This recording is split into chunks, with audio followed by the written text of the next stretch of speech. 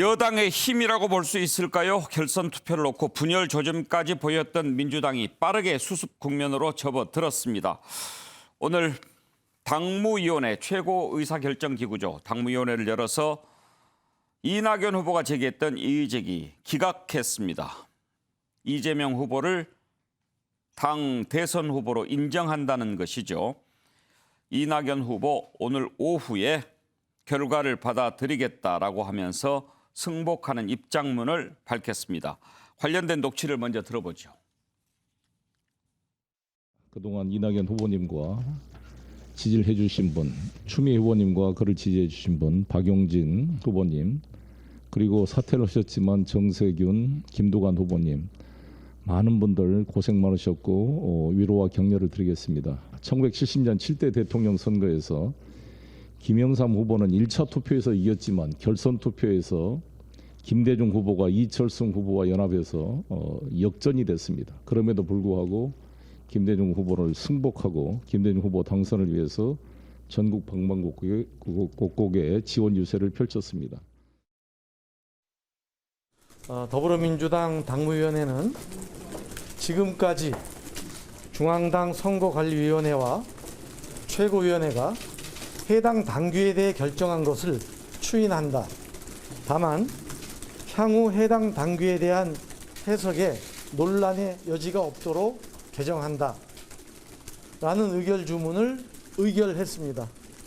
여러 의견들 다 들었지만 우리가 민주당이 향후 대선을 향해서 단합해서 가자면 모든 차이점들을 극복하고 이렇게 결정한 것이 옳다라는 취지하에 의결했다 이렇게 말씀드립니다.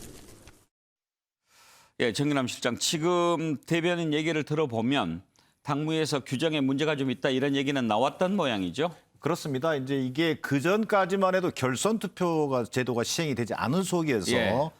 소위 이른바 그 사표한 후보의 무효표를 어떻게 처리할 것인가 이 규정 자체가 좀 논란의 여지가 있었던 것은 당무에서도 인정을 한 셈입니다. 실제로 이낙연 후보가 결과적으로 3일 만에 어떻게 보면 결자 해지의 자세로 민주당의 승리를 위해서 이재명 후보의 승리를 축하하고 또 나름대로 민주정부 4기 민주정부 출범을 위해서 혼신의 역할을 다 하겠다라고 예. 밝힘으로써 일정하게 봉합 국면에 들어갔습니다만 실제로 그 이낙연 후보 측에서 제기한 이른바 이번에 그 무효표 논란은 어찌 보면 저는 당연한 어찌 보면 정당한 이의제기일 수도 있다. 우리가 요즘 그 현대 축구나 야구를 보더라도요. VAR 예. 시스템이라는 게 있잖아요. 예. 분명히 아웃이나 세이브나 논란이 있을 수 있을 때도 우리가 일종의 이번 이의제기는 VAR 시스템 같은 것일 수도 있다. 그러나 이것을 좀 어떻게든 신속하게 당이 질서 있게 이 부분을 수습하는 모습을 보여주는 게 저는 관건이었다고 봅니다. 예. 그런 면에서 오늘 송영길 지도부가 당무위를 소집하고 당무위를 통해서 그 문제에 대해서 분명하게 다시 유권 해석을 내림으로 해서 이 문제를 매듭 짓고 또 이낙연 후보자가 이분을 전적으로 승복한 것은 전 좋은 또 어떻게 보면 비온 뒤에 땅이 더 굳어지는 계기가 될 수 있다고 보여집니다. 당무위원회를 열어서 최종적으로 결정을 해보자라고 하는 것은 이낙연 후보가 제안한 겁니까?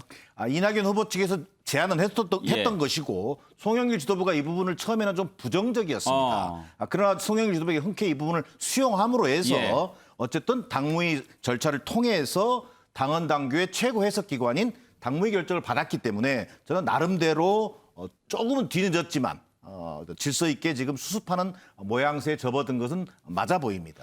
어떻게 보면 이낙연 후보가 당무위원회를 열어서 이 문제를 결정해 달라라고 얘기를 했기 때문에 당무위원회가 결정을 하면 그것은 받아들이겠다라고 하는 전제가 있는 것 아니겠습니까? 그렇습니다. 그런 면에서 본다면 예. 또 이낙연 후보 측이나 이낙연 지지자층에서 상당히 강경파들도 있는데 당무위 소집이라고 하는 것 자체가 일정한 출구 역할, 출구 전략으로도 이렇게 뭐랄까 택해진 하나의 카드였다고 볼 수도 있겠습니다. 그렇죠. 네.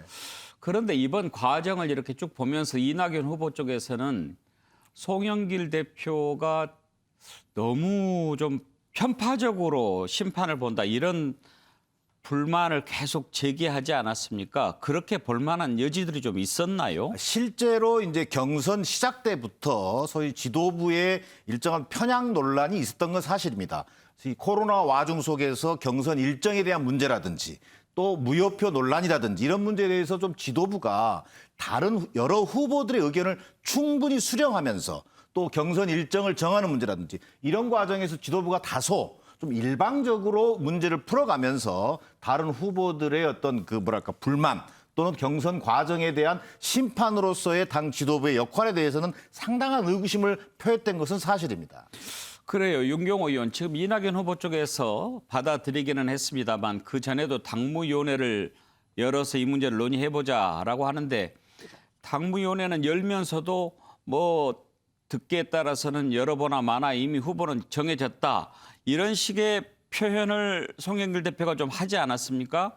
그런 부분들은 사실 패배자로서는 더 아픈 부분 아니겠어요? 그렇습니다. 그러니까 절차상의 하자가 있다는 얘기를 자꾸 부각을 하니까 당 지도부 입장에서는 이미 그건 지난 9월 15일에 뭐 최고위원회의에서 한번 유권 해석을 내린 거다라든지 또 이미 경기 다 끝난 다음에 아까 우리 정기현 실장이 VAR 얘기를 하셨지만 이 경우는 경기가 진행되는 과정에 했다는 것보다는 경기가 다 끝난 다음에 그거 다시 틀어보자라고 비춰질 수 있어서 그래서 제가 보기에는 송영길 대표가 당무위원회 열어서 하긴 하지만 이 절차상의 하자를 가지고 문제 삼는다는 거는 이거는 받아들이기 어렵다라는 식의 얘기를 한 건데 이게 받아들여지기 어렵다. 이의 제기 자체를 우리는 수용할 수 없다. 이렇게 이제 혼재가 돼버린 거죠.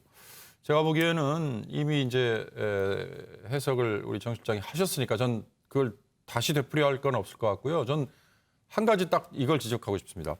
흔히 말하는 민주당의 당원 당규 59조와 60조가 충돌한다 그러니까 이거는 앞으로 개정을 하겠죠. 예. 뭐 어느 쪽이든 간에 명확하게 한쪽으로 개정을 하겠죠. 그래서 어느 후보든 중간에 사퇴를 하면 사퇴한 시점 전에 얻은 표는 유효하다고 예. 인정을 하고 그 이후 건 당연히 무효라고 교통정리를 깨끗이 하면 될 겁니다. 문제는 이번 처음 도입한 거나 마찬가지인 선거인단 이거 계속 유지할 거냐. 그러니까 국민의힘은 11월 5일에 결정을 할 때 여론조사 50%, 당원 투표 50% 이렇게 돼 있더라고요. 예. 지금처럼 전화, 모바일 뭐 어떤 형식이든 너무나 쉽게 이 신원 확인이라는 거 제대로 되지 않고 너무나 쉽게 선거인단이라는 거를 무려 몇십만 명을 모집을 하다 보니까 생긴 이 문제를 다음 당내 경선에도 또 똑같이 활용을 할 거냐. 이것도 저는 진지하게 아마 검토를 하지 않을까 싶습니다. 이낙연 후보는 육성은 아니고 입장문을 내놓았습니다. 당무위원회 결정을 존중한다. 대통령 후보 경선 결과를 수용한다. 이재명 후보에게 축하를 드린다. 그리고 민주당의 승리를 위해서 노력하겠다. 작은 힘이나마 보태겠다라고 하면서 다만 서로를 배려하고 존중해 주시기 바란다. 동지 그 누구에 대해서도 모멸하거나 배척해서는 안 된다. 지금은 민주당의 위기다. 위기 앞에 서로를 포용하자. 이런 내용의 입장문을 썼습니다. 최수영 컨설턴트, 네. 메시지 컨설턴트로 보시기에 이낙연 후보가 쓴 입장문 어떻게 읽으셨나요? 저는 상당히 뼈가 있게 우회적으로 표현했다라고 저는 예. 들었습니다. 그러니까 사실 이제 이재명 후보에게 축하한다는 말은 한마디 나옵니다. 네. 그런데 민주당이라는 말은 5번이 나옵니다. 거기에 이제 민주당이 직면한 어려움이 있고 위기고 그다음에 방향성까지 제시합니다. 혁신해야 되고 진화해야 되고 책임 있는 유능한 정당으로 거듭나야 된다고 얘기합니다. 예. 그러니까 그러면서 이제 자기 역할에 대해서 제가 할 수 있는 일은 숙고하고 작은 힘이라도 보태겠다고 말을 했습니다. 예. 저는 이걸 보면서 이제 이재명 후보에게 축하한다는 건 한마디입니다. 그리고 이제 가장 모두의 결과를 수용한다고 얘기를 했죠. 저는 이걸 이렇게 해석했습니다. 겉으로는 승복과 축하의 외연의 모습은 띄었지만 핵심 메시지는 민주당의 위기 국면을 강조하고 이번 선거는 쉽지 않은 선거다. 그러면서 어떤 용광로 선대위를 얘기하는데 중간에 또 뼈아픈 얘기가 있죠. 서로 배려 존중. 말씀하신 것처럼 모멸하거나 배척하지 말아야 한다. 이건 송영길 대표를 겨냥한 겁니다. 송영길 대표가 뭐 민주당의 분열이 발생했을 때 뭐 군사 쿠데타가 발생했다든가 예. 이러한 이야기들 뭐 민주당 이재명 후보가 사실상 11% 이긴 거다. 이런 말들은 사실은 모멸이거나 배척에 가깝죠. 이런 점에 대해서 아주 강력하게 지적을 했던 것 같고요. 어쨌든 이낙연 대표가 입장문을 내면서 이제 내홍 상태는 사실 이제 진정 국면으로 접어들었지만 저는 사실 이른바 원래 이런 것들이 끝나고 나면 용광로 선대위가 구성돼야 되는데 예. 그건 쉽지 않아 보이고 그다음에 18일과 20날 국감의 진행 상황과 어떤 그 여론조사 지형에 따라서 이낙연 대표가 향후 역할에 대한 여지를 열어놓은 듯한 저는 입장문으로 해석이 됐습니다. 이제 과연 원팀으로 대선을 제대로 치를 수 있을까 하는 게 가장 큰 과제가 될 텐데 김한규 변호사, 이낙연 후보의 이의 제기는 이런 좀 일리가 있었다고 보십니까? 네, 충분히 이의 제기할 수 있었고요. 그게 뭐 여러 군데서 논의가 되었지만 이 당규의 59조와 60조는 뭐 아주 좁게 이제 법률적으로만 해석하면 충분히 이제 충돌 여지가 있는 그 59조, 60조 이쪽이기 때문에 물론 이제 이낙연 후보랑 이재명 후보는 뭐 예를 들면 59조는 이제 이재명 후보 쪽에서 얘기할 거고 이낙연 후보는 뭔 소리냐 60조도 있었다. 그래서 서로 간에 이견은 있지만은 어떻든 간에 그 뭐 앞서도 다른 분들도 말씀하셨지만 일종의 이제 비디오 판독인데 이 부분에 대해서 어떤 심판의 결정에 지금 이낙연 후보가 따른 것은 뭐 이건 평가받아야 되는데 사실은 뭐 이낙연 후보뿐만 아니라 이제 이낙연 후보의 어떤 강성 지지자들 입장에서는 그게 이재명 후보에 대한 어떤 불만도 있겠지만은 그보다 더 큰 불만이 사실 심판 일 역할을 했었던 이제 송영길 대표에 대한 불만이 상당히 좀 많이 있었던 건 사실입니다. 그래서 앞으로 향후 이제 본선 과정에서 뭐 이낙연 후보가 자기 당선 지지자들을 포용하고 당연히 이재명 후보도 당연히 포용해야겠죠.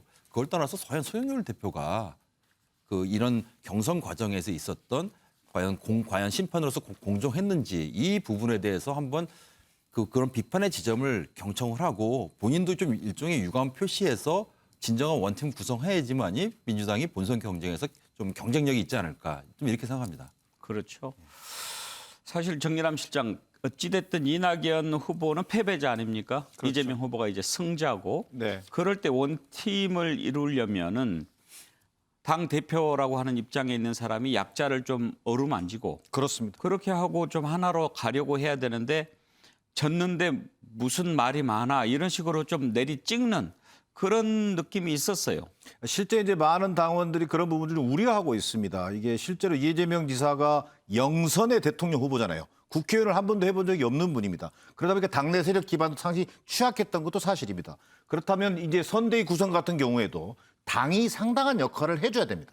그리고 함께 경쟁했던 대선 후보들도 이렇게 견인해내고 하는 역할도 역시 당 지도부의 중요한 역할 중에 하나입니다. 그런 부분에 있어서 송영길 지도부가 당원들에게 얼마나 좀 뭐랄까 안정감 있고 그 충분히 끌어낼 만한 역할을 보여줬느냐에 대한 좀 의구심이 생긴 것이고요. 두 번째 더더욱 송영길 지도부뿐만 아니라 이제 원팀의 주도권, 그다음에 해법, 책임은 이제 이재명 후보의 몫이 됐습니다. 또 역시 이재명 후보가 그런 어떤 통큰 정신으로 원팀을 만들기 위한 또 뭐 어떻게 보면은 참을인자를 우리가 뭐 100번도 새기라고 말하지 않습니까? 그런 어떤 자세로 빨리 전환하는 것이 송영길 지도부와 뭔가 좀 같이 힘을 이렇게 함께하는 그런 과정이 될 것으로 보여집니다.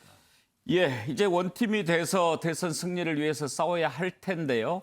벌써부터 좀 안 좋은 얘기들이 나옵니다. 황교익 씨 지난번에 경기 또 관광공사 사장으로 내정이 됐다가 이낙연 후보 측이 반발하고 그러면서 결국 물러났었죠. 그때 서른 의원, 신경민 의원 뭐 상당히 좀 공격이 있었는데 글에 이런 글을 올렸습니다.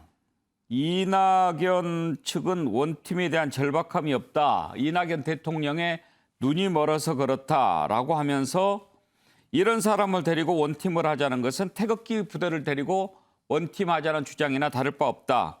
빼야 된다. 이런 주장을 했습니다.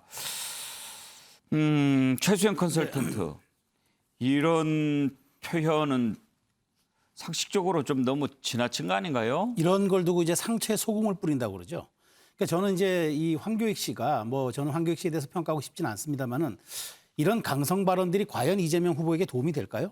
이 송영길 대표가 이런 말을 하지 않았습니까? 뭐 이번 갈등을 두고 비온 뒤 땅이 굳어지는 계기가 될 것이다라고 했는데 저는 거꾸로 이렇게 말하고 싶어요. 너무 많이 비가 오면은 진흙탕은 쉽게 굳어지지 않습니다. 예. 그거를 명심을 해야 될 것 같은데 지금 이런 상황에서 지금 이재명 후보가 사실 국감을 받겠다 막 이렇게 지금 조금 로키로 가는 이유는 그 아마 이 이낙연 후보 측을 자극하지 않고 시간을 좀 벌겠다라는 그런 측면도 있거든요. 대선 후보로서의 공식적인 일정을 막 하면서 자극하는 것보다 오히려 자기가 말했던 것을 지켜내는 모습을 통해서 조금 시간을 벌자는 그런 측면을 갖고 있는데 황교익 씨가 이런 발언을 하고 그 송영길 대표가 자꾸 이심송심을 확인시켜주는 이른바 이재명의 마음이 송영길의 마음이라는 세간의 평가까지 확인시켜주는 이런 일을 한다면은 비온 뒤 땅이 굳어지겠습니까? 오히려 진흙탕이 갈라지죠. 저는 이런 점들을 조금 당 지도부가 현명하게 판단하고 이재명 후보를 이른바 좀 측근하는 아주 그 강성 그룹들은 전 정말 한번 그 주변을 돌아봐야 될 것 같아요. 원팀을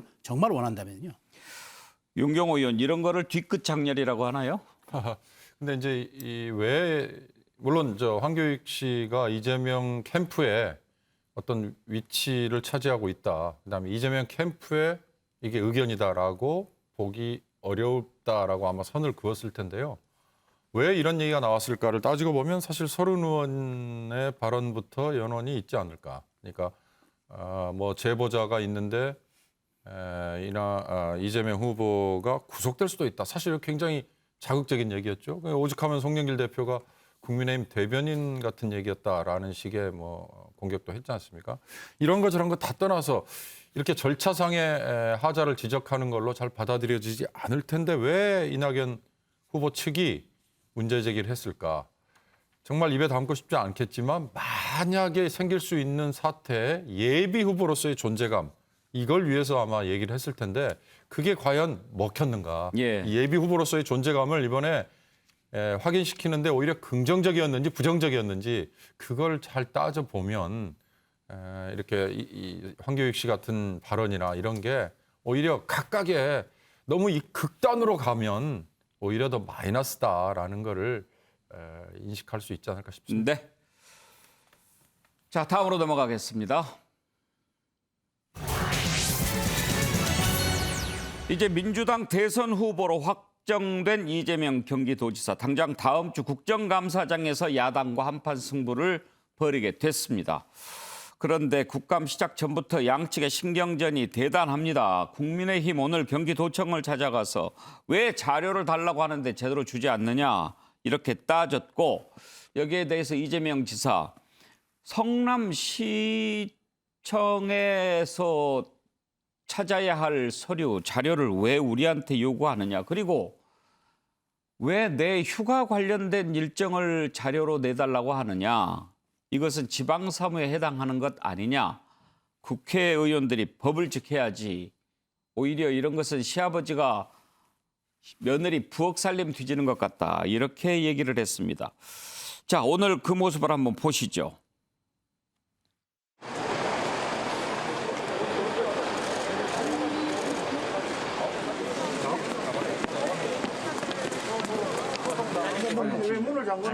어디 가셨어요? 일정까지는 모르겠고요. 네? 맞이한다고? 도지사가 맨날 도청을 비우고 어디 다니노? 네? 들어갑시다. 여기 입구에서 서한문을 주시는 걸로. 운전박대하고 여기서 그냥 여기 그런 노래만 달라고요? 아니 부시장님 안으로 안내하세요. 안에 들어가서 이야기합시다. 네? 어디까지 그렇게 전달 받아가지고요. 안에 들어가서 저한테 전달 받았어요.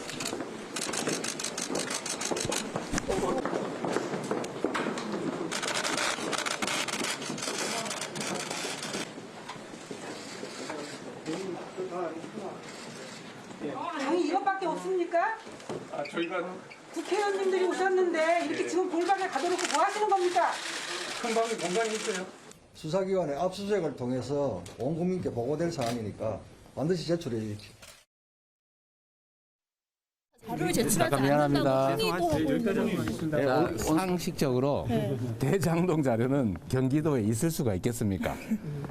자료 안 낸다고 지금 경기도에 와 계신 모양인데 김만배 씨가 사업자 잠깐만 계지. 이거에 대해서 알고 계셨습니까? 가보겠습니다. 자, 그만합시다. 예, 가보겠습니다. 네. 대장동 관련 사업은 성남시 자료이기 때문에 경기도에 일체 자료가 있을 수가 없습니다. 이거는 마치 그 분가한 그 자식 집에 가가지고 시아버지가 그 며느리 부엌 살림 뒤지는 것 같은 겁니다. 김한기 변호사, 지금 이재명 지사 얘기는 번지수가 틀렸다 이런 얘기인데 성남시 자료니까 경기도에 없을 수도 있겠죠? 없을 겁니다. 사실은 이 사업 주체 자체가 성남시에서 진행된 것이지 지금 뭐 경기도 자체에서 이 대정동 관련 사업을 진행한 것은 아니기 때문에. 근데 뭐 그렇다고 해서 이제 국민의힘 의원들은 좀 정치 이슈를 지금 삼아야 되기 때문에 이걸 성남시가 할 수도 없는 거 아니겠습니까? 그래서 양쪽에 다 명분이 있었죠. 찾아간 것도 명분이 있었고, 예. 뭐 해명도 설득력이 있었습니다. 예.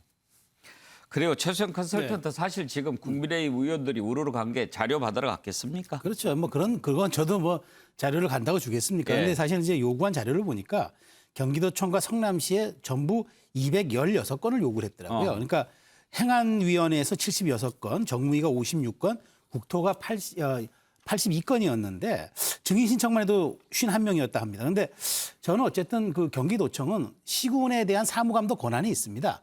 그렇다면 저는 만일 정말 그 자료를 받겠다 마음먹으면 성남시에다가 경기도청이 요구할 수도 있어요. 그런데 뭐 그렇게 대한 적극적인 의사가 없었던 거겠죠. 그런데 어쨌든 이재명 후보가 뭐 이렇게 시아버지가 며느리한테 와가지고 부엌 살림 뒤진다고 왔는데 사실 국정감사라는 것은 온 국민이 지켜보는 데다가 국회가 국민을 대표해서 모두 성역 없이 들여다보는 과정입니다. 그렇다면 저는 본인이 저렇게 18, 20날 나가서 자기가 정면 돌파하겠다고 얘기했으면은 그 이준석 표현대로 자료가 없으면 코끼리 다리 만지는 격밖에 더 되겠느냐. 그러면 거기에 성실하게 답하고 그다음에 본인이 정말 이 대장동 의혹을 이번에 짚고 넘어가서 본선에서 자기가 이것을 털고 자기가 굉장히 뭐랄까 그 좀 불안한 후보라는 그런 이미지를 털겠다면 오히려 이럴 때 저는 적극 공세에 나서는 것도 좋은데 저렇게 자꾸 자료 가지고 싸우는 모습은 이재명 지사가 결국 국감을 한다 그래도 결국 저거는 정회와 파행으로 당의 힘을 믿고 그런 것으로 몰아가려는 의도가 아닌가라는 또 의구심을 낳게 하는 거죠.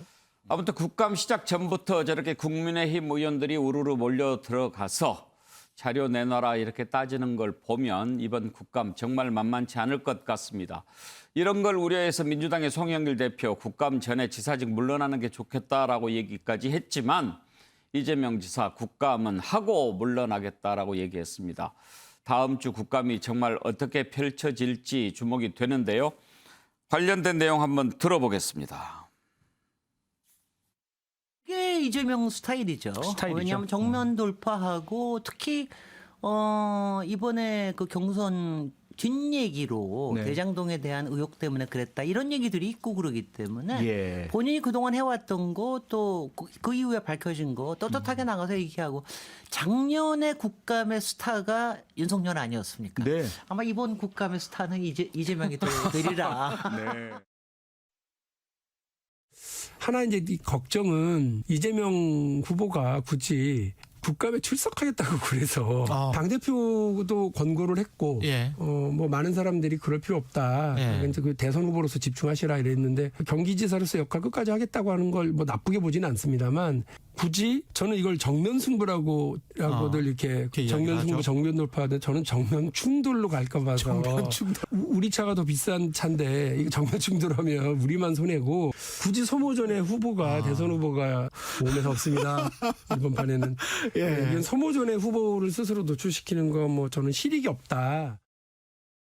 예, 자 그런 저런 생각들이 오고 갑니다. 정기남 실장, 국감 대선 후보가 돼서 받는 것 득실 어느 쪽이 더 클 것 같습니까? 저는 이제 어떻게 임하느냐인데 결국은 이재명 후보가 이제 여당의 후보가 됐지 않습니까?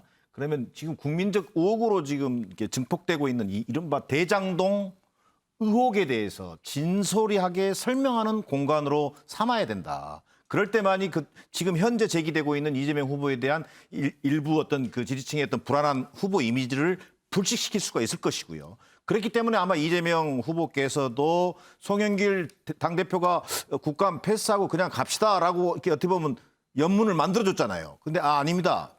돌파하겠습니다. 뭐 이렇게 나선 거 아니겠습니까? 그만큼 그 문제의식만큼 이번 국감을 통해서 이재명 어떻게 보면 집권 여당의 후보는 후보답게 그 의석수에 안주하는 것이 아니라 이번 국민적 의혹에 대해서 진솔하게 해명하고 설명함으로써 국민들로부터 집권 여당의 후보로서 충분히 자질 있고 우리가 믿을 만하다라는 것을 보여줄 수 있는 좋은 기회로 활용해야 될 것으로 보여집니다. 윤경호 의원은 어떻게 전망하세요? 저는 내용은 이미 하는 얘기 굉장히 되풀이될 가능성이 높다. 이를테면 이재명 지사는 민간에 뭐 다 해먹을 걸 그나마 관이 들어가서 반반해서 절반이라도 건져온 회수한 뭐 한 건이다라고 얘기하는 거 분명히 되풀이할 거고요. 다만 유동규 같은 내가 관리 책임을 져야 되는 거에 대해서 부실한 뭐 이거는 또 사과를 할 거고요.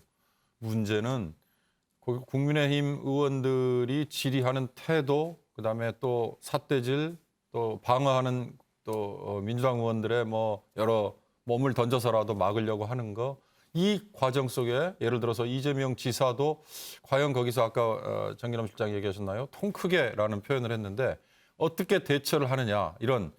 그러니까 쉽게 말하면 내용의 본질보다는 그 주변을 둘러싸고 벌어지는 여러 공방을 놓고 아마 유권자들은 국민들은 누가 더 좀 의연하게 대처를 한 것 같다. 누가 더 쫀쫀하게 물고 늘어지는 것 같다. 뭐 이런 것만 그냥 서로 보여주고 말지 않을까라는 생각이 들어서요. 저는 과연 이게 가는 게 쉽게 말하면 남는 장사일까. 저는 아까 박용진 의원이 참 재밌는 비유를 한 것 같아서 그거에 상당히 공감을 했습니다. 김한규 변호사, 적어도 비겁하게 도망간다 이런 얘기는 안 듣게 됐어요. 이재명 지사의 어떤 평소의 이미지 있지 않습니까? 국민들에게 적어도 어떠한 상황이어도 자기 할 말은 늘 하는 이런 모습 점에서는 전 일관성이 있다. 좀 되게 긍정적으로 보고 있는데요. 변수가 하나 있는 게 지금 뭐 내일 당장 이제 김만배 화천대유 대표 이제 영장 심사가 있고 또 이 사건의 주역 중 하나인 남욱 변호사도 조만간 귀국해서 검찰 수사를 받겠다 이렇게 말을 했거든요. 그럼 이제 다음 주면 한 이제 일주일 정도면 수사가 더 진척이 될 텐데 과연 그 수사가 더 진척되는 와중에 지금 야권에서는 지금 이재명 후보의 연관성을 계속 문제 삼고 있지 않습니까? 그럼 거기서 수사 의혹이 뭐 불 꺼질 것인지 아니면 수사를 일주일 더 해봤더니 오히려 뭐 이재명 지사의 관련에 대해서는 더 희박해진다든가. 그래서 검찰 수사가 좀 진행 방향에 따라서 그 국감에 등장하는 이재명 후보가 과연 작년 윤석열 전 총장처럼 스타가 될 것인지 아니면 궁지에 몰릴 것인지 이게 하나 좀 변수로 남을 것 같습니다. 이제 대선 후보, 집권 여당의 대선 후보가 돼서 국정감사를 받는 것, 독이 될까, 득이 될까? 최수영 컨설턴트 전망을 한번 들어볼까요? 저는 정말 세 가지가 주목이 됩니다. 그러니까 첫 번째는 사실 이재명 후보가 이제 이것을 수락한 것은 저는 그 여러 가지 속내가 있겠지만 이것도 하나 있을 거라 봅니다. 원래 이런 여당의 후보가 결정이 되잖아요. 그럼 컨벤션 효과를 하지 않습니까? 후광 효과를 누려야 되는데 오히려 캠프에서 말한 것처럼 호랑이 앞에 도깨비가 나타난 것처럼 쇼킹이 돼버렸거든요. 그러니까 저는 오히려 이런 길을 통해서 본인이 지지율 상승을 꾀하겠다. 오히려 그 공간을 자기가 돌파의 기회로 활용하겠다고 생각을 했던 것 같은데 과연 그 의도대로 될지 하나와 두 번째는 이겁니다. 저는 20일을 주목해야 한다고 생각합니다. 20날이 국토위가 국감이 있는데 이 날이 또 뭐가 있냐면 유동규 씨의 구속기간이 끝나는 이 날입니다. 그래서 공소장이 이날 작성될 겁니다. 과연 그 공소장에 어떤 내용이 담길 것이냐. 그 공소장에 어떤 내용이 담느냐와 그다음에 국토위 국감이 어떻게 진행되느냐. 이건 정말 제가 보기에 다음 주 수요일입니다. 저희 아마 뉴스와이드가 굉장히 바빠질 것 같은 생각이 드는데 그걸 주목해 봐야 할 것 같고요. 마지막으로는 지금 원팀 승복했지만 이낙연계 의원들이 지금 여러 가지 흘리고 있는 것들이 많아요. 뭐 우리가 세 사람의 결정적인 증언을 확보했다든가 이런 이야기들이 나오는데 이낙연계 의원들이 과연 방어용 질문만 할 것인지 그것을 저는 한번 지켜봐야 된다는 겁니다. 그러니까 질문을 빙자한 공격이 될 수도 있다. 내부에서. 오히려 이것이 저는 야당의 질문보다도 더 날카로울 수 있다라는 점을 저는 한번 우리가 이 세 가지 포인트를 눈여겨봐야 하지 않을까 저는 이렇게 생각합니다. 네, 아주 깊이 있는 분석을 해주셨습니다. 자, 그러면 대장동 의혹 관련 검찰 수사 살펴보죠. 수사가 속도를 내고 있습니다. 화천대유 대주주 김만배 씨에 대한 조사를 끝내자마자 검찰이 구속영장을 청구했습니다. 배임, 뇌물, 횡령 등의 혐의가 적용이 됐습니다. 그렇지만 김만배 씨의 변호인단은 피의자의 방어권이 침해가 됐다라고 주장하고 있습니다. 특히 녹취록을 주된 증거로 사용했는데 녹취록 신빙성이 의심된다. 그리고 녹취록을 보여주지도 않았다라고 라고 하면서 강한 유감을 표시했는데요. 그동안에 김만배 씨가 주장했던 내용들 영장심사에서 얼마나 받아들여질지 궁금합니다. 관련된 내용을 들어볼까요? 고문단이 굉장히 이제 전 검찰총장이나 아니면 이제 검사장들도 이제 거론되고 있는데 대가성은 없었고요. 그냥 저랑 친하게 제가 잘 좋아하던 형님들인데 저의 어떤 뭐 정신적으로 여러 가지 좋은 귀감이 되시고 조언해 주시는 분들이에요. 그래서 멘토 같은 분들이라 구설에 휘말리게 돼서 죄송하다는 말씀 드리고 싶습니다. 이재명 지사와 2014년 인터뷰 이후에 혹시 만나신 적이 있으십니까? 아니 그런 부분 없고요. 네. 그러면 잠적한 유동규 본부장과는 연락이 조금 닿으시나요? 아니 저는 뭐 저한테 그런 부분 물어보지 마시고 제가 뭐 그분하고 관련된 분도 아니고 그분하고 개인적으로 어떤 인연이 없으신 거라고 이해하면 될까요? 네. 김한규 변호사 14시간 조사를 했다고 해요. 그러니까 1박 2일 조사했는데 집으로 돌려보내고 그날 바로 이렇게 영장을 청구했는데 그동안에 이렇게 관행으로 보면 좀 빠른 편이죠? 예, 상당히 좀 빠른 편입니다. 이게 왜냐하면은 언론에 보도된 바에 의하면 공소장이 아니라 영장 청구서에 나와 있는 범죄 혐의가 어마어마합니다. 거의 뭐 1,000억이 넘는 돈을 배임을 했고 수백억 원에 달하는 돈을 뇌물을 줬다.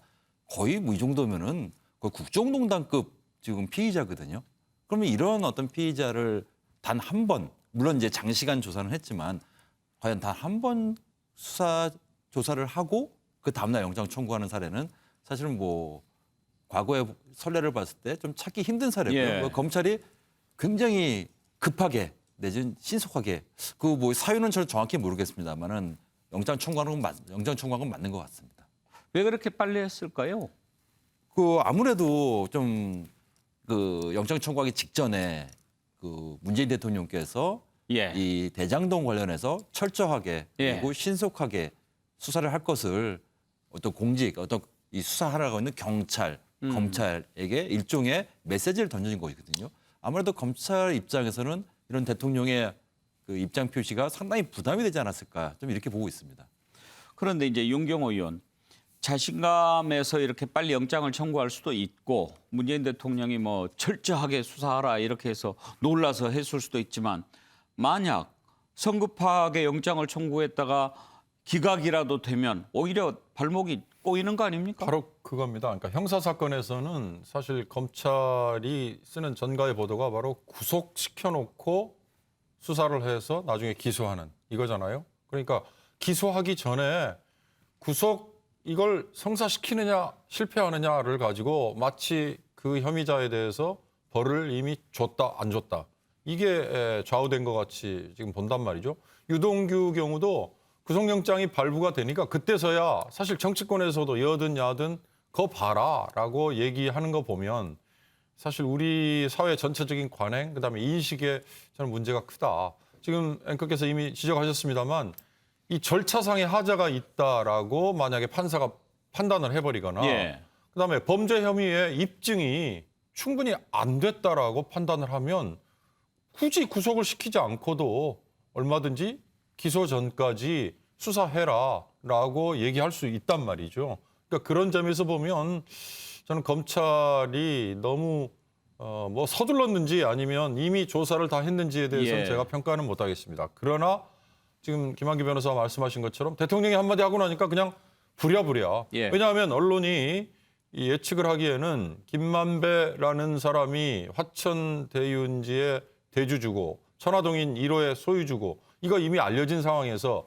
검찰에 소환됐을 때 아, 그날 구속영장을 청구할지 모른다라고 예상을 했거든요. 근데 14시간 조사하고 돌려보내놓고 대통령이 한마디 하니까 바로 이렇게 움직인 거에 대해서는 앵커 말씀하신 것처럼 만약에 구속영장이 기각될 경우는 김만배에게 마치 면죄부를 준 것 같이 돼버리기 때문에 좀 신중했어야 되는 거 아닌가 하는 생각이 듭니다. 하여튼 상당히 이례적으로 빨랐습니다. 그렇지만 이제 김한규 변호사, 유동규 씨가 뇌물을 받은 혐의로 구속되지 않았습니까? 이미 그 뇌물을 받은 사람이 구속이 됐으니까 이제 김만배 씨가 뇌물을 준 사람이잖아요. 그런 점에서 충분히 입증할 수 있다 이런 자신감을 가졌을 수도 있고 전망을 어떻게 하세요? 영장 발부. 전 결론적으로는 영장 발부 가능성이 높다고 생각은 들지만은 변수가 몇 가지 있는 게 보통 검찰이 이제 과거에 특수수사를 할 때 보면은 명확한 거 있지 않습니까? 지금 뇌물 부분은 일단은 받았다고 지금 의혹이 제기된 사람이 구속됐으니까 준 사람 측도 구속될 가능성이 높습니다. 그러면은 보통은 이 뇌물 요 확실한 거 갖고 일단 영장 청구하는 게 맞는데 지금 그게 문제가 아니라 마치 종합 선물 세트처럼 이 사건에서 가장 중요한 건 업무상 배임인데 지금 1,000억 원이 넘는 배임 혐의까지 집어넣거든요. 예. 그럼 1,000억 원이 넘는 배임 혐의라는 게 무엇이냐면은 마치 유동규 씨랑 이 김만배 씨 두 사람이 이 대장동 사업과 관련해서 이 성남시에다 커다란 피해를 끼쳤다고 외관을 줄 수 있는 거예요. 근데 유동규 씨는 그 당시 공직자였거든요. 근데 이 사람은 과연 공직자도 아니었는데 과연 공모했다는 것이 충분히 과연 증거가 과연 들고 있었을까라는 약간 의구심은 있고요. 예. 더 나아가서 하나만 더 말씀드리면 뇌물 부분 있지 않습니까? 뇌물 부분에 대해서 이제 곽성도 의원에 대해서 거기에 영장이 들어간 걸로 알고 있습니다. 근데 언론에 보도된 거에 의하면은 곽상도 의원뿐만 아니라 굉장히 다수의 7명이라고 표현돼 있죠. 사람들도 뇌물 약속 내지는 뭐 제공 이런 논의가 돼 있다거든요. 그러면은 이 부분은 좀 잘라내서 충분히 이 주요 혐의자들에 대해서도 조사를 충분히 한 다음에 이거를 영장을 청구하거나 다음에 기소를 했어야 되는데 예. 한꺼번에 넣었다는 것은 그럼 다른 사람에 대해서는 조사 안 할 거냐. 좀 이런 의심도 들기도 저는 개인적으로 하고 있습니다. 예, 자건 이제 핵심 인물들 하나하나 검찰이 불러서 조사하고 또 구속영장도 청구하고 그렇게 하고 있습니다. 이 과정에 관심을 모으는 사람이 한 명 있습니다. 박영수 전 특검입니다. 박영수 특검. 이름이 안 나오는 데가 없었습니다. 포르쉐 승용차에도 얘기가 나오고요. 송영길 대표 대장동 이 관련된 게 윤석열, 김만배, 박영수 유착 아닌가 이런 의심을 나타냈습니다. 한번 들어보시죠. 2011년 부산저축은행 사건 당시 대장동 개발에 1,100억 원대의 부실 대출을 알선해 수사 대상이 된 인물에게 김만배 씨가 박영수 전 특검을 변호사로 소개했다는 것입니다. 게다가 당시 부산저축은행 사건 수사를 담당했던 주임 검사가 바로 윤석열 후보였습니다. 더욱 황당한 일은 윤석열 수사팀이 대장동 PF건을 수사 대상에 포함시키지 않았던 점입니다. 초유의 토건 비리의 뿌리에 윤석열, 김만배, 박영수 세 사람의 유착 의혹이 자리 잡고 있는 셈입니다. 그래서 이러한 검찰 내부의 사정을 가장 잘 알고 있는 우리 검찰 출신의 소병철 의원을 ETF의 수석 부단장으로 임명해서 검찰 출신 이 변호사들의 법조 비리와 이 부동산 브로커들의 유착 관계를 철저히 파헤치도록 하겠습니다. 정의남 실장, 박영수 특검은 할 말이 없을 거예요. 오죽하면 최순실 씨까지 지금 나서가지고 예. 또 깨끗한 채 혼자 다 하더니 뭐 이렇게 지금 비판하지 않아요? 그렇습니다. 전형적인 그 법조 비리라 그럴까? 여기에 가장 그 어떤 온상같이 전형적인 그 인물처럼 지금 될 수밖에 없는데요. 이 박영수 특검 같은 경우는 사실은 그 여야가 다 각각 박근혜 전 대통령 특검으로 임명됐기 때문에 이게 여당 사람 아니냐, 또 박근혜 정부 당시에 임명됐기 때문에 원래 야당 사람이었다, 이런 지적이 있습니다만 오늘 송영길 대표가 얘기한 것처럼 뭔가 어쨌든 윤석열, 박영수, 김만배로 이어지는 이른바 그 당시에 그 중간 지점에 박영수 특검이 있는 것은 상당한 합리적 의심은 드는 것 같습니다. 그게 무슨 얘기냐면 결국은 박영수 특검이 어쨌든 간에 수사팀장으로 특검의 팀장으로 임명할 때 추천한 사람이 김만배 씨였거든요. 또 윤석열은 박영수 특검의 어쨌든 간에 또 수사팀장이 되는 것이고, 그다음에 윤석열 후보 같은 경우 또 우리 그 김만배 기자하고 김만배 씨하고 친분을 묻는 기자들의 질문에 대해서도 처음에는 친분이 없는 사이다 그랬어요. 예. 그러다 나중에는 또 상가에서 눈인사한 사이다. 이렇게 하면서 약간 좀 그러더니 또 나중에는 박영수 특검을 통해서 한두 번 만났다. 이런 얘기까지 나온 걸 본다면 아직은 특별한 그 물증이나 근거가 있지는 않습니다만 이 전체적인 법조 브로커랄까, 법조인들의 어떤 그 전과 내후, 그다음에 사업자들의 어떤 그 이해를 돌봐주는 문제, 이런 전반적인 상황에 있어서 박영수 특검이 상당히 정점에 있었던 건 아닌지. 그렇기 때문에 아까 앵커께서도 말씀하셨습니다만 이 얘기할 자격도 안 되는 최순실 씨로부터 비난을 받게 되는 것이 아닌가 이런 판단이 듭니다. 예. 최수영 컨설턴트 이제 뭐 검찰 수사를 해서 진실이 좀 다 드러나 봐야 되겠지만 현재까지 나오는 몇몇만 놓고도 국민들의 실망이 정말 이만저만이 아닙니다. 대법관 출신, 고위공직자, 특검 이런 사람들이 막 이렇게 개입돼 있다는 것을 보면 국민들 어떻겠어요? 그러니까 지금 사실 박수영 의원이죠. 국민의힘 의원이 처음에 50억 이른바 클럽설을 국회에서 얘기했을 때 많은 사람들이 뭐 반신반의했고, 근데 또 본인들은 아주 그건 아니라고 굉장히 강력하게 거부했는데 조금 지나갈수록 제가 보기에는 상당 부분 진실로 드러날 가능성이 매우 높아 보입니다. 지금 남욱 변호사의 이야기도 있는 것 같은데 저는 이게 법적 카르텔이 맞긴 맞습니다. 그렇다고 이것이 정치권과 연관이 돼 있지 않다고 저는 돼 있을 거라고 저도 짐작은 하고요. 중요한 건 전 그거예요. 근데 박영수 특검 같은 경우는 정말 어찌게 보면은 저수지 같아요. 관련 안 된 데가 없어요. 예. 그런데 여권에서 저를 자꾸 이제 박영수 특검을 이제 윤석열 총장과의 총장과의 인연으로 엮으려는 것 같은데 저렇게 자꾸 정치적으로 접근하다 보면 이 실체적 진실 규명이 어렵습니다. 그러니까 그렇게 하지 말고 박영수 특검을 포함해서 모든 사람들이 여기에 대해서는 깨끗하게 조사받아야지 법 앞에 평등해야죠. 그러니까 저는 이 50억 클럽에 대해서 많은 국민들이 말은 안 하고 있지만 상당 부분 분노하면서 지켜보고 있다고 생각합니다. 예. 여기에 대한 규명 정말 검찰이 다른 것도 밝히는 것도 중요하겠지만 여기에 대해서 한 점 의혹 없이 밝히는 것도 대단히 중요하다. 그렇지 않으면 엄청난 저항에 직면할 수도 있다. 그 말씀 드리겠습니다. 혼자 깨끗한 척은 다 하더니라는 최소원 씨의 말 박영수 특검 어떻게 받아들일지 궁금합니다. 깨끗한 척 그리고 아주 떳떳한 척 그렇게 했다가 시세 바뀐 사람이 또 한 명 있죠. 곽상도 의원 살펴보겠습니다. 곽상도 의원이 갑자기 자신의 아들이 받은 50억이 성과급이라고 또 얘기를 하고 나옵니다. 시간이 흐르면서 사안의 성격이 좀 달라지고 있다고 본 걸까요? 맨 처음에는 퇴직금이라고 그랬다가 그다음에는 위로금이라고 했다가 이제는 성과급. 다른 사람들은 100억도 받았다는데 뭐 이렇게 얘기합니다. 윤경호 의원, 왜 지금 자숙하고 있을 것 같은데 이런 소리를 내는 거라고 봅니까? 글쎄요. 자숙을 하든 아니면 뭐 이렇게 정면으로 반박을 하든 지금 곽상도 의원에게 쏠리고 있는 여론의 부정적인 시각은 뭐 똑같을 것 같아요. 그런 점에서 본인은 아마 더 적극적인 항변을 하고 나선 게 아닌가 싶은데요.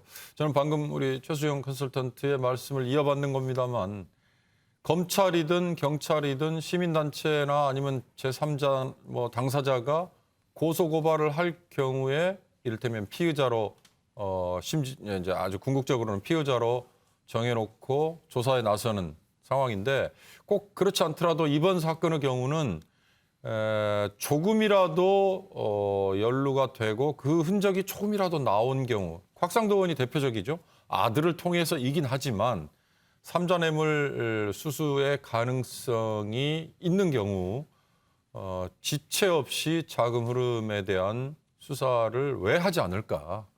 아마 곽상도 의원의 경우는 그게 멀지 않았다라고 생각을 지금 하고 있는 거 아닌가. 그런 점에서 오늘 저렇게 역공에 가까울 정도로 반박을 하고 나오는 것 같은데요. 그럼에도 불구하고 곽상도 의원은 이번 이 사건에 대해서는 정말 본인이 명쾌하게 해명을 해도 시중에서는 계속해서 부정적인 시선으로 쳐다보고 있는 입장이기 때문에 이 건이 아마 이번 사건이 어떻게 처리되느냐에 바로미터가 되지 않을까 저는 그런 생각이 들었습니다. 김한규 변호사 보시기에 어떠세요? 이런 생각이 좀 들기는 합니다. 요즘에 보면 김웅 의원도 그렇고 곽상도 의원도 그렇고 이렇게 그 법률가들 특히 이제 검사 출신들 뭘 얘기를 할 때 내가 법에 저촉되는 행위를 하지 않았다는 쪽에만 자꾸 초점을 맞춰서 얘기를 하려고 하는 것 같아요. 그러니까 이게 뇌물이 아니다라고 하는 것을 자꾸 부각하기 위해서 성과급 얘기를 하는 게 아닌가 싶고 김웅 의원도 뭐 기억이 나지 않는다라고 하면서 자꾸 고발장을 내가 작성한 건 아니다라는 것만 주장하지 않아요? 대체로 법을 공부한 사람들 그런가요? 아, 굉장히 부끄러운데요. 이번에 대장동 관련해서는 소위 말해서 이제 고위직 정관 출신들 법조인들이 굉장히 많이 등장하지 않습니까? 뭐 김웅 의원도 이제 검사 출신이고, 뭐 곽상도 의원도 검사 출신이고, 또 무엇보다도 가장 논란이 됐던 이제 권순일 같은 경우에는 전 대법관가 아니겠습니까? 근데 말하는 것들이 다 공통점이 있어요. 뭔가 다들 그러니까 꼭 법을 위반했느냐 여부를 떠나서 딱 그분들의 말씀을 들으면 뭔가 캥기는 게 있다 생각이 들어요. 왜냐하면 하나같이 어떤 불법 내지는 법에 저촉되지 않았다는 어떤 뉘앙스적인 어떤 말을 하되 명쾌하게 해명을 못 하고 있거든요. 뭐 곽상도 의원도 마찬가지죠. 이 50억 원에 대해서 사실은 일단 뭐 계속 말이 다르지 않습니까? 관계자들이 이게 퇴직금, 뭐 산재에다가 성과금, 뭐 계속 말이 바뀌는 것 자체도 좀 해명이 설득력이 없는 거고, 오늘 입장에서 딱 하나만 공감이 가는 게 왜 뇌물을 받았다고 했으면 뇌물 받은 사람에 대해서 검찰에서 조사도 하지 않고 어떻게 영장에 집어넣을 수 있느냐. 이 말은 충분히 공감이 가요. 근데 그것만 주장을 했어야지 뭐 이것이 성과급이다, 뭐 화천대유 대표론까지 비교하고 있거든요. 지금 50억에 대해서 사실 일반 국민들은 지금 코로나로 인해서 지금 자영업자들도 힘들고 일반 서민들도 굉장히 힘든 상황에서 5억 단위고 50억 원이거든요. 이게 성과급이라고 얘기하는 게 국민의 대표의 입장에서 할 말은 아니라고 생각됩니다. 아무튼 검찰이 이제 수사의 속도를 내고 있으니까 빨리 진실이 규명되기를 기대를 해봅니다. 특히 문재인 대통령이 검경에 철저한 수사 지시하지 않았습니까? 그런데 문재인 대통령의 이 지시를 놓고 여러 가지 해석이 나옵니다. 그 내용 한번 짚어보겠습니다. 문재인 대통령의 지시에 대해서 야당은 국민들을 상대로 특검을 거부하겠다 이런 선언을 한 게 아니냐 이렇게 반발하고 있습니다. 신속하고 철저한 수사로 실체적 진실 규명에 총력을 기울여라. 그리고 검경이 적극 협력하라 이렇게 얘기한 것은 검찰과 경찰의 수사를 강조하면서 이제 특검을 받지 않겠다라고 선을 그은 것 아니냐 이런 얘기가 나오는 거죠. 또 한 가지 이재명 지사가 문재인 대통령과 회동을 제안했다는 것에 대해서 어떻게 할지 협의하겠다라고 청와대가 밝혔는데 오해살 행동을 하면 안 된다라고 지금 야당 후보들 반발하고 있습니다. 먼저 수사와 관련해서 김기현 국민의힘 원내대표 얘기를 들어보시죠. 문재인 대통령께서 오늘 국무회의에서 대장동 게이트에 대해서 검찰과 경찰은 적극 협력하여 신속하고 철저한 수사로 실체적 진실을 조속히 규명하는 데 총력을 기울여달라고 말씀하셨습니다. 문 대통령의 오늘 발언은 특검을 거부하겠다는 대국민 선언입니다. 집권여당 대통령 후보가 된 단군 이래 최대 개발 비리 몸통을 비호하는 길에 선 것이라고 볼 수밖에 없습니다. 검찰과 경찰 이 수사본부가 사실 대통령께서 어떤 의지를 밝힌다 하더라도 약간 긴가민가할 수밖에 없는 상황이다. 윤석열 검사가 검찰총장이 되어가지고 본인들이 아플 만한 수사, 그러니까 조국 장관 일가에 대한 수사를 하니까 그 뒤로부터 어떻게 됐습니까? 사실 추미애 장관 등이 윤석열 총장에 대해 감찰도 진행하고 하면서 계속 괴롭혔죠. 그러다 보니까 많은 사람들 입장에서는 실제 검찰 공무원이나 경찰들이 보기에는 아니 성역 없는 수사하라 그래서 했더니만은 이렇게 찍어서 괴롭히네? 그러면 진짜 이번 같은 경우에도 철저한 수사를 하라는 건가 말라는 건가? 저 같으면 약간 헷갈릴 것 같아요. 정진남 실장, 일단 문재인 대통령의 검경 철저한 수사 지시는 특검을 하지 않겠다라는 뜻으로 받아들일 수도 있겠죠?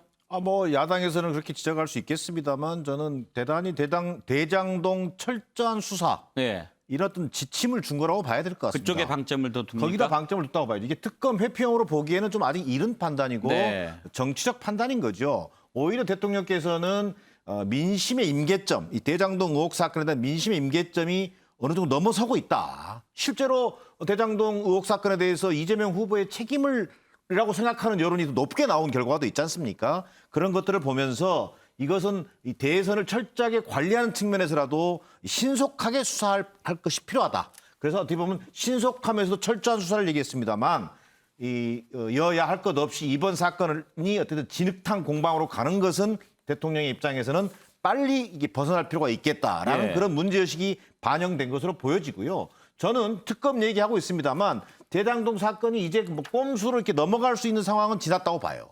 그렇다면은 검경이 진실 규명을 어떻게 보면 하지 못한다면 저는 특검은 불가피한 상황으로 갈 수밖에 없다. 그렇기 때문에 역으로 검경도 어떻게 보면 사활을 걸고 이번 사건을 통해서 진실을 규명하는 것이 지금 주어진 과제다라고 보여집니다. 청와대 대변인을 지낸 민주당 고민정 의원은 어제 문재인 대통령의 그 지시 어떻게 읽었을까요? 한번 들어보시죠.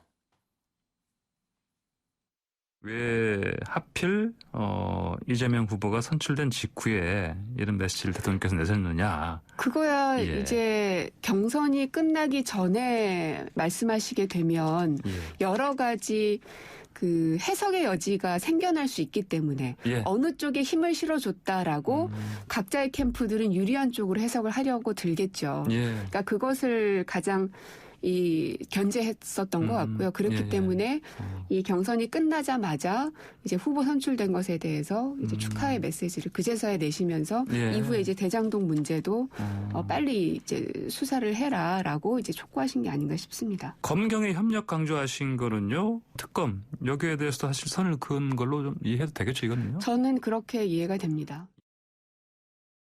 최수영 컨설턴트는 철저한 수사 그리고 특검에 선 그은 것 어느 쪽에 더 방점이 찍혔다고 보시나요? 저는 뭐 특검에 선을 그은 것도 맞고요. 그다음에 이제 여기 보면은 저 대통령의 한 문장에 보면은 신속하고 조속하게는 2번 반복하지만 철저는 한 번 나옵니다. 그러면 대통령의 이 한 문장에 대한 의도는 빠른 시간에 속도를 내라는 얘기죠.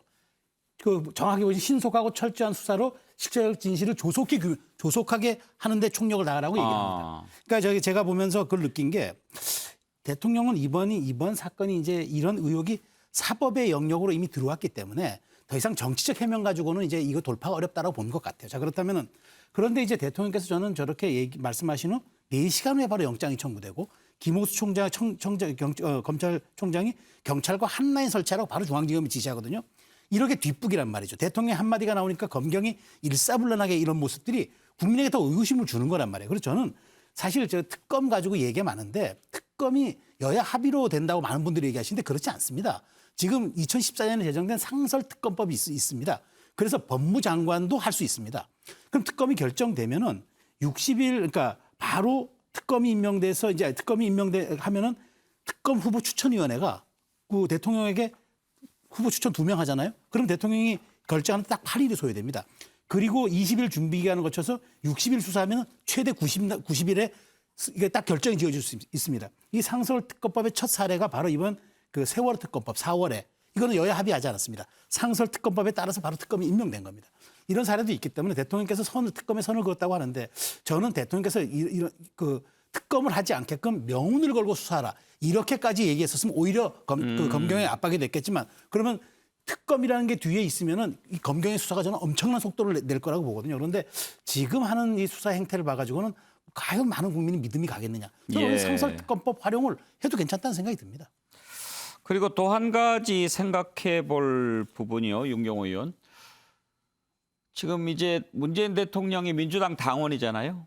그리고 이재명 지사 민주당의 대선 후보로 선출이 됐는데 어떻게 보면 이제 만나는 게 자연스러울 것 같기도 한데 이제 지금 대장동 관련 수사가 진행이 되고 있기 때문에 야당 후보들이 만나는 것에 대해서 비판하거든요.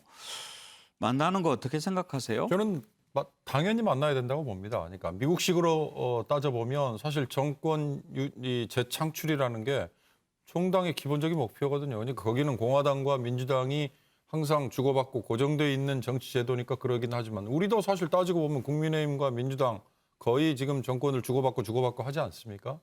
그렇다면 이중 구조를 더 이상 의식할 필요가 없는 거죠. 지금 민주당 입장에서는 문재인 대통령 다음에 민주당의 대선 후보로 선출된 사람이 당선되기 위해서 대통령이 선거법에 위반되지 않는 범위 내에서 얼마든지 뭐 밀고 싶은 거는 그건 당연한 거 아니겠어요? 그런 점에서 선출된 후보와 만나는 거 이건 시비 걸 일도 저는 아니라고 보고요. 그건 입장을 바꿔놓고 생각하면 너무나 당연한 일이라고 저는 봅니다. 그러니까 그런 점에서는 적절한 시점에 나를 잡겠죠. 다만 지금 이재명 후보가 대장동 사건에 얼마나 그러면 책임이 있느냐, 얼마나 연루가 돼 있느냐, 뭐 이런 거에 대해서 대통령이 그걸 뭐 덮어버리려고 한다든지 감싸려고 한다든지 이런 걸로 해석을 하면 그러면 이제 복잡해지는 거고요.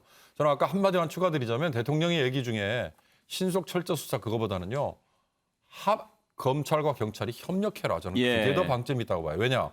그 전까지 언론에 지적했습니다만 경찰에서 부른 사람 검찰에서 또 부르고 경찰과 검찰이 서로 수사 정보 얼마나 협조를 하고 있느냐 이거에 대해서 질타하는 기사가 나왔거든요.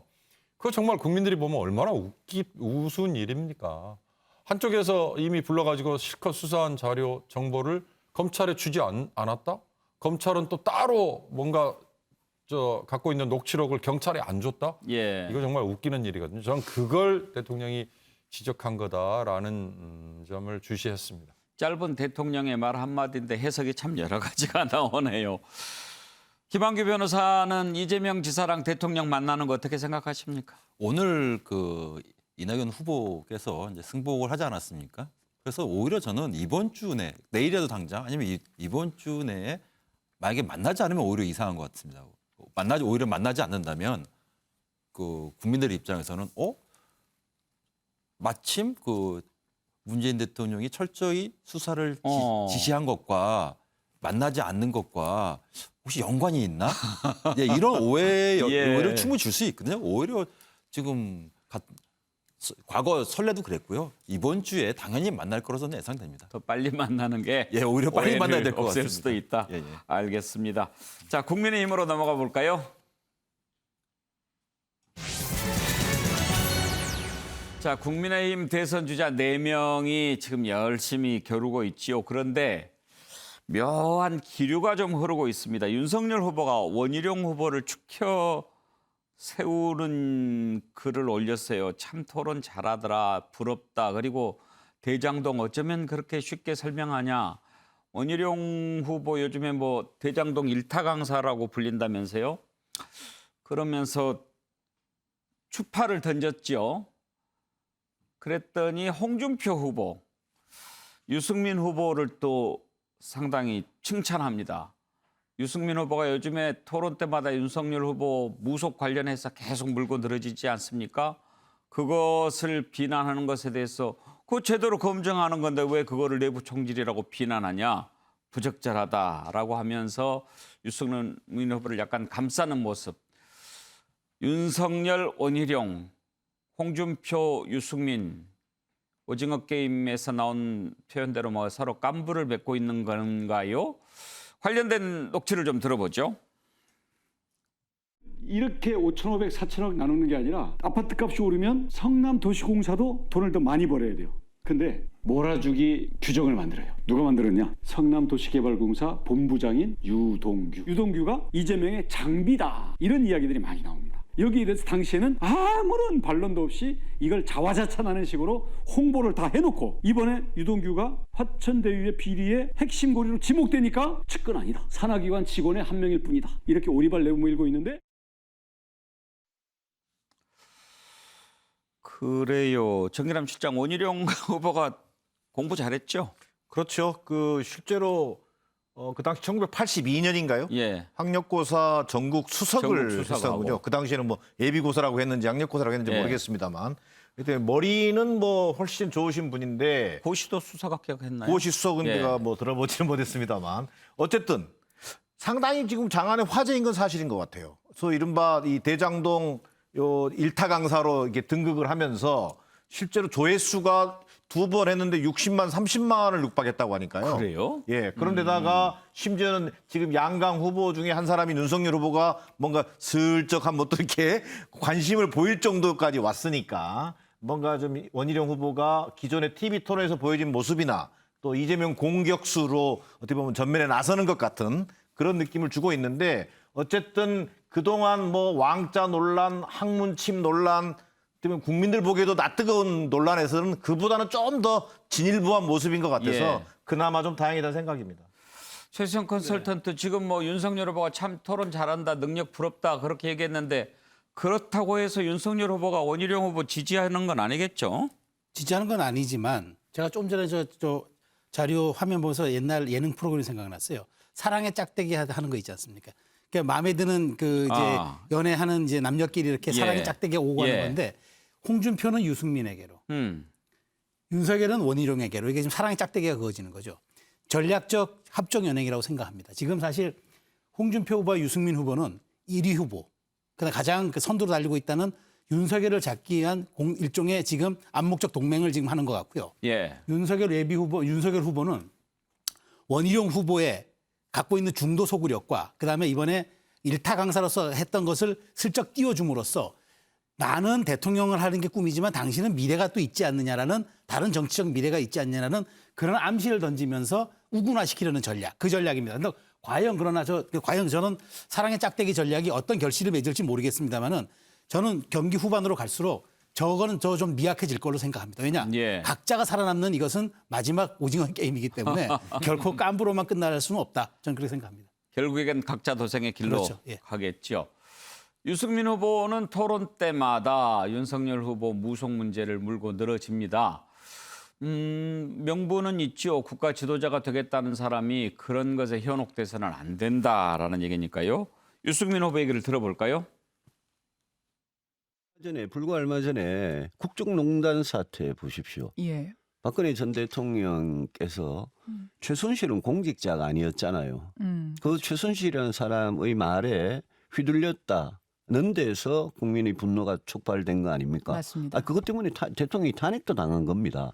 저는 국가 지도자 대통령이 어떤 사람들의 말에 귀가 빼앗기느냐 저는 굉장히 중요하다 봅니다. 그 주변에 역술인이나 또 이런 이 정법일지 뭐 천공일지 이런 분들은 진짜 이상한 분 같거든요. 저는 딱 보니까 이상해요. 근데 윤석열 후보의 상식으로는 이런 사람이 이상하지가 않은 모양이에요. 손바닥 왕자로 시작된 무속 논란이지요. 간단한 해프닝으로 넘어갈 수도 있었고 그럴 줄 알았는데 계속 이어집니다. 결국 이준석 대표가 한마디 했습니다. 들어보시죠. 전 정치 유튜브나 이런 설법 유튜브는 많이 안 보지만은 저도 잘 보는 유튜브들이 있습니다. 뭐 강아지를 나오는 것들이라든지 이런 것들. 뭐 그 정도로 취향의 문제로 지금까지 볼 수 있지. 유승민 후보가 의심하는 것처럼 그 천공스승이라는 분이 굵직굵직한 윤석열 총장의 행보에 있어서 시기적 조언이나 아니면은 행보에 있어서 방향에 대한 조언을 했던 것은 아직까지 드러나진 않았다. 윤 후보가 아니라고 했으니까 수사나 아니면은 정치적 행보에 있어가지고 그분 말 들은 건 아니다. 그게 만약 확인되면 좀 위험한데요. 그게 확인되지 않는 한 큰 논란은 아닐 거다 이렇게 봅니다. 확인되지 않는 한이라는 전제를 달기는 했습니다. 윤경호 의원, 그냥 개인 취향 문제다 이렇게 치부할 수 있을까요? 그렇게 하기에는 저 사안이 굉장히 커요. 왜냐하면 제 주위에 많은 분들이 그동안 정치에 별로 관심이 없던 분들이 윤석열 임금왕자로 시작된 거, 그다음에 천공 스승 강의, 그다음에 뭐 천공 스승 정법 강의 뭐 이거에 대해서 저한테 되물어 오는 분들이 많아요. 그러니까 굉장히 이 얘기가 먹혀 들어갔어요. 윤석열이라는 1위를 달리고 있는 후보기 때문에 나오는 얘기죠. 정말 그 정도인가라는 식의 되물음이 있어서 좀 그런 점에서 앞으로 9번 토론회가 지금 남아 있는 걸로 아는데요. 특히 1대1 토론회도 지금 잡혀 있지 않습니까? 거기에서도 아마 꾸준히 나올 거라고 봅니다. 그러면 이걸 어떻게 벗어날 수 있느냐?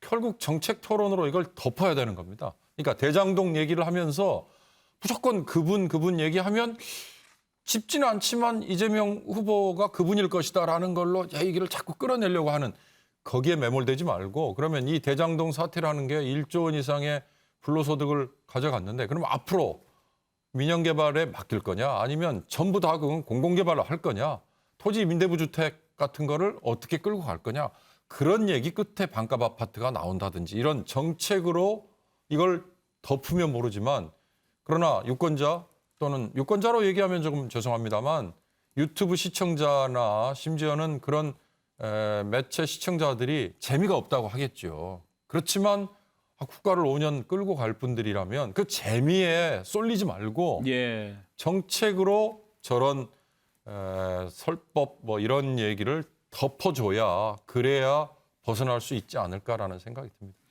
김만규 변호사는 저 정법 영상 한번 보셨나요? 네, 잠깐 봤는데 별로 이렇게 전혀 관심도 없고 흥미롭지도 않아서 궁금해서 잠깐 접근했지만은 관심이 없고요. 유승민 후보가 충분히 지적할 만한 사안이긴 했습니다만은 저걸 좀 아셔야 될 것 같아요. 다른 후보 3명은 법조인 출신들이에요. 그럼 유승민 후보는 본인의 강점이 충분히 있거든요. 지적은 이 정도 했으면 됐고 본인이 경제라든가 이런 부분에 아주 강점이 있기 때문에 남은 토론에서 본인의 이제 표를 얻어야 될 거 아닙니까? 적어도 왜 이 원희룡 후보가 분명히 4위 후보에서 열세에 있었음에도 불구하고 4위가 됐는지에 대해서 유승민 후보도 알아야 되고 앞으로도 향후 국민의힘 토론회에서 계속 이 무속갑부 얘기 나누면요. 아마 이거 가장 좋아할 사람은 이재명 후보일 것 같습니다. 저는 개인적으로 생각하는데. 근데 정의남 실장 사실 이제 이게 논란이 좀 커진 게 오히려 윤석열 후보가 좀 키운 면이 있어요.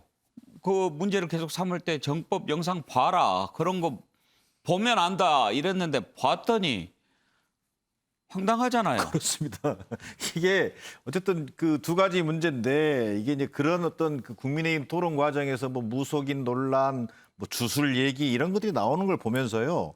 이게 한가리는 이런 얘기잖아요. 오늘 뭐 여론조사 발표도 했습니다만 정권 교체 여론은 높은데 기대감은 높은데 국민의힘 후보 지지율 떨어지지 않습니까? 아까 윤경호 위원만처럼 더 이상 주술 뭐 이런 뭐 스님 뭐 스승 논란 여기서 벗어나서 빨리 국민의힘이 그나마 정권 교체 여론에 부응하려면 정책으로 승부하는 모습을 보여주는 것이 관건이다. 그 또한 상식적이고 합리적인 수준에서 접근하는 것이 아마 첫걸음으로 보여집니다.